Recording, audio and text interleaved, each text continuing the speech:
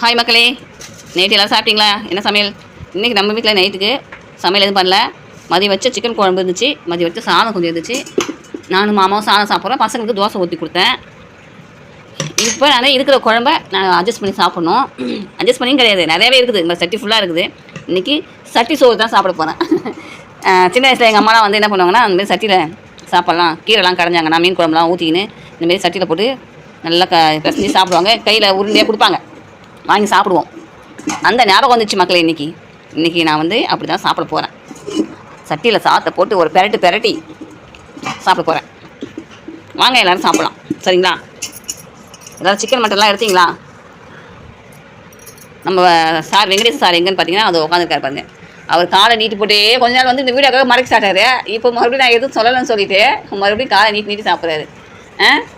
மறுபடியும் ட்ரைனிங் கொடுக்கணும் காலை மறக்கிறதுக்கு, அப்படி தானே? ஏமாம்மா,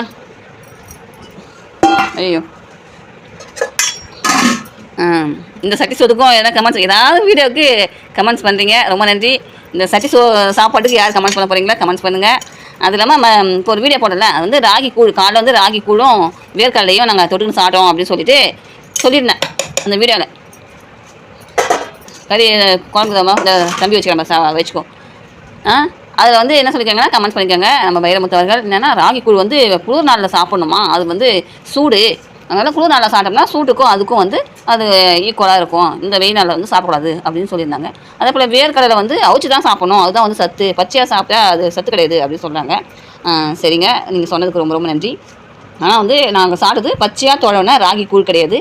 பச்சை ராகி கூழ் தான் சூடு, ராகி மாவு சூடு தான், நீங்கள் சொன்னது உண்மை தான். ஆனால் பச்சையாக நாங்கள் இப்போ மாவை கரைச்சி நம்ம அப்படியே வந்து தொலைவி உடனே குடித்தோம்னா அதுதான் வந்து சூடுன்னு சொல்லுவாங்க. ஆனால் நான் செஞ்சது எப்படின்னா, முதல் நாளே வந்து மாவை புளிக்க வச்சு மறுநாள் செய்யும்போது அது வந்து குளிர்ச்சி அடையும், சரிங்களா? முதல் நாள் புளிக்க வச்சு மறுநாள் அந்த கூழை நம்ம தொலைவி சாப்பிட்டோம்னா அது வந்து குளிர்ச்சி. நீங்கள் யாருன்னா பெரியவங்க கூட கேட்டு பாருங்கள். அது வந்து கூழ் தொழவி முதல் நாள் புளிக்க வச்சு மறுநாள் கூழ் தொழவி சாப்பிடும்போது கம்புலாம் இடிச்சு போட்டு செய்வாங்க பாருங்க. கம்புலாம் இடிச்சு போட்டு புளிக்க வச்சு மறுநாள் இந்த மாரியம்மன் கோயிலுக்குலாம் கூழ் ஊற்றுவாங்க பார்த்தீங்கன்னா, அந்த மாதிரி கூழுங்க நான் செஞ்சது. அது வந்து குளிர்ச்சி, உடம்புக்கு சளி பிடிக்கும், ஜலதோஷம்லாம் இருக்கிறவங்க கூழ் குடித்தாங்கன்னா ரொம்ப அதிகமாக பாதிக்கும். ஏன்னா அது ரொம்ப குளிர்ச்சி நான் செஞ்சது.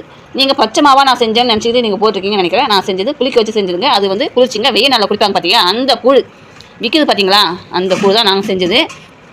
அதுக்கப்புறமா வந்து வேர்க்கடலை வந்து பச்சையாக சாப்பிட்டாதாங்க ரொம்ப சத்துன்னு சொல்லி டாக்டர்லாம் சொல்கிறாங்க. அது வந்து பச்சை மாட்டெலாம் பிடுங்கி உடனே வந்து விற்பனை பண்ணுவாங்க பாருங்கள் வேர்க்கடலையில். அதை வந்து அவிச்சியும் சாப்பிட்லாம், ஆனால் பச்சையாக சாப்பிடும்போது தான் அதனுடைய பலன் வந்து அதிகமாக கிடைக்கும். பச்சை மாட்டு ரொம்ப நல்லது சொல்கிறாங்க. அது இல்லாமல் வந்து பால் கொடுக்குற தாய்மார்கள் கூட அந்த பச்சை மல்லாட்டையை தோல் உரித்து, தோல் இல்லாமல் சாப்பிட்டா நல்லது.